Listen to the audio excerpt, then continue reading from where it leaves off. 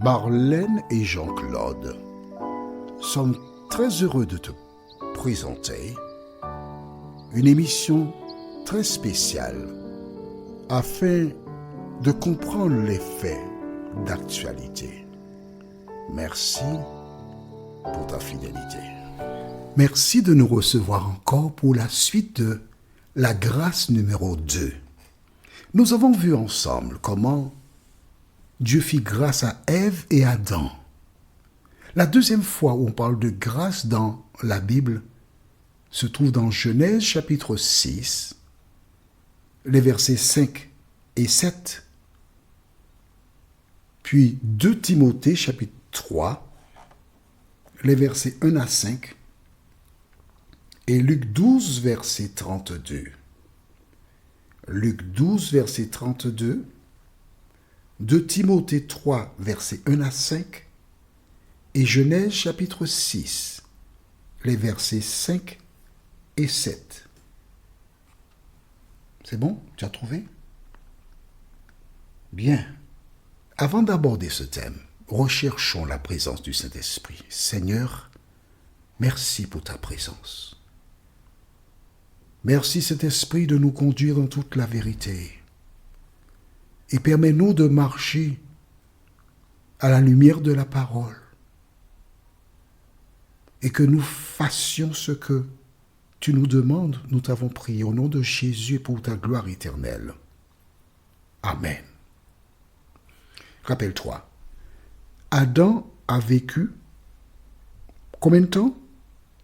930 ans.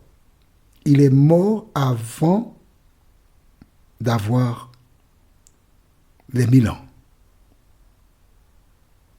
Conformément à ce que Dieu avait dit, le jour où tu en mangeras, tu mourras. Il avait fait allusion au jour de Dieu de 1000 ans et non pas le jour de 24 heures. C'est bon? Parfait. Aujourd'hui, allons au livre de Genèse chapitre 6. Genèse 6. Et nous lisons les versets 5, puis le verset 7. Bon, écoute, tu sais, on peut faire un vol direct. On va faire 5 jusqu'à 7. Je vais t'expliquer quelque chose. Lisons. L'Éternel vit que la méchanceté des hommes était grande sur la terre, et que toutes les pensées de leur cœur se portaient chaque jour uniquement vers le mal. As-tu noté cela? Que leurs pensées se portaient chaque jour uniquement vers le mal. L'Éternel se repentit d'avoir fait l'homme sur la terre, et il fut affligé en son cœur. On s'arrête ici. Lorsque tu lis cela, l'Éternel se repentit, l'auteur a écrit repenti, c'est vrai. Mais il a écrit selon l'homme. Pourquoi? Dieu ne peut pas se repentir. Dieu ne peut pas regretter. Pourquoi? Parce que Dieu, il est omniscient. Il savait que les hommes agiraient de la sorte. Il le savait déjà. Que l'on dise qu'il fut affligé, mais Dieu n'a pas été pris de court. Il savait, parce qu'il est omniscient. D'accord? Verset 7, que dit-il? Et c'est ce qui est intéressant pour nous.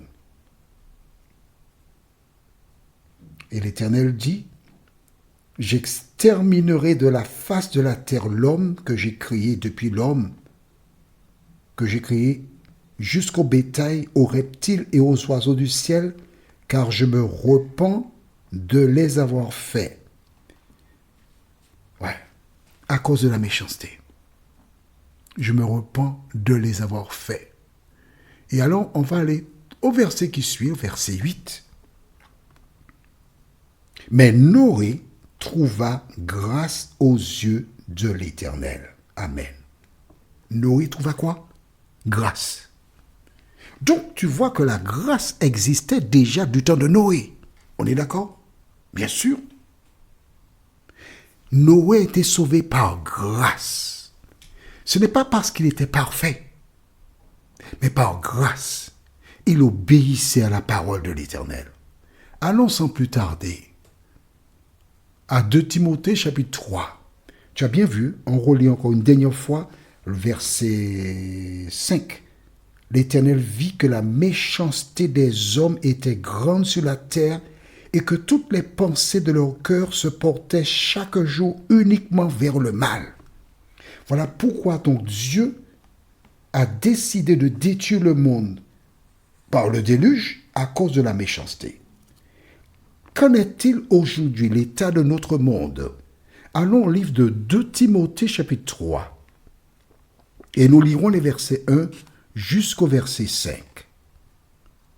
Sache que dans les derniers jours, il y aura des temps difficiles, car les hommes seront égoïstes, amis de l'argent, fanfarons, hautains, blasphémateurs, rebelles à leurs parents, ingrats, irréligieux, insensibles, déloyaux, calomniateurs,